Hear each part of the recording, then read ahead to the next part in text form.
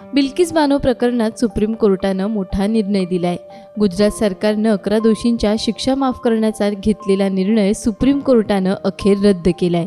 बिल्किस बानो यांच्यावर अत्याचार करणाऱ्यांची शिक्षा कमी करण्याचा निर्णय गुजरात सरकारनं घेतला होता। त्याच विरोधात खुद्द बिल्किस बानो यांनी सर्वोच्च न्यायालयात धाव घेतली होती। त्यासह काही जनहित याचिकाही दाखल करण्यात आल्या होत्या।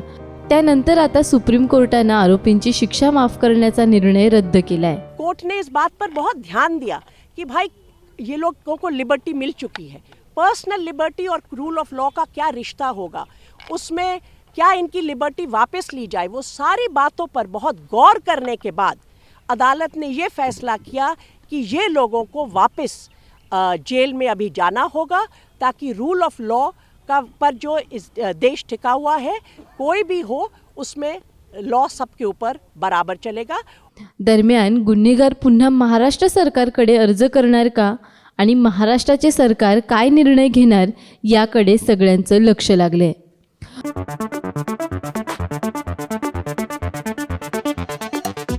बिल्किस बानो प्रकरणाच्या सुनावणीवेळी न्यायमूर्ती नागरत्न म्हणाले की भविष्यात गुन्हे रोखण्यासाठी शिक्षा दिली जाते, गुन्हेगाराला सुधारण्याची संधी दिली जाते, पण पीडितेचं दुःखही लक्षात घेतलं पाहिजे।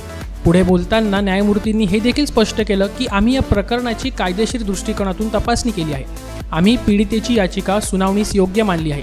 या प्रकरणी दाखल करण्यात आलेल्या जनहित याचिका ऐकण्यायोग्य आहेत की नाही यावर आम्ही भाष्य करत नाही। गुजरात सरकारने 11 आरोपींच्या सुटकेचा निर्णय घेण्यापूर्वी ज्या कोर्टात या खटल्याची सुनावणी झाली होती त्या न्यायालयाचं मत घ्यायला हवं होतं। ज्या राज्याने आरोपींना शिक्षा सुनावण्यात आली होती त्या राज्याने त्यांच्या सुटकेचा निर्णय घ्यायला हवा होता। त्यामुळे आता हा प्रश्न महाराष्ट्र सरकारकडे आहे। महाराष्ट्रात ट्रायल चालवली गेल्यामुळे तिथल्या सरकारला निर्णय घेण्याचा अधिकार आहे, असं सर्वोच्च न्यायालयाने नमूद केलं आहे।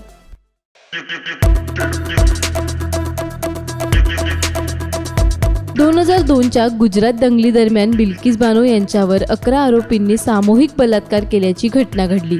एवढंच नाही तर कुटुंबातील इतर 6 सदस्य कसे तरी पळून जाण्यात यशस्वी झाल्यानं त्यांचे प्राण वाचले। 2008 साली मुंबईतील विशेष CBI न्यायालयानं बिल्किस बानो सामूहिक बलात्कार आणि त्यांच्या कुटुंबातील सदस्यांच्या हत्येप्रकरणी 11 दोषींना जन्मठेपेची शिक्षा सुनावली होती। नंतर मुंबई उच्च न्यायालयानं त्यांची शिक्षा कायम ठेवली। 15 वर्षांहून अधिक काळ तुरुंगवास भोगल्यानंतर या दोषींपैकी एकानं माफीसाठी सर्वोच्च न्यायालयात धाव घेतली आणि न्यायालयानं गुजरात सरकारला या प्रकरणी निर्णय देण्याचे निर्देश दिले। सर्वोच्च न्यायालयाच्या निर्देशानंतर गुजरात सरकारने एक समिती स्थापन केली, ज्या समितीनं सर्व 11 दोषींची शिक्षा माफ करण्याचा निर्णय घेतला। देशाच्या अमृत महोत्सवी स्वातंत्र्य दिनी या सर्व दोषींची निर्दोष सुटका करण्यात आली होती। देश विदेशातील प्रत्येक घडामोडींचे लाईव्ह अपडेट मिळवण्यासाठी आता साम टीव्हीच्या सर्व सोशल मीडिया प्लॅटफॉर्मला लाईक, फॉलो आणि सबस्क्राईब करा। तसंच सर्व नोटिफिकेशनसाठी बेल आयकॉन प्रेस करायला विसरू नका।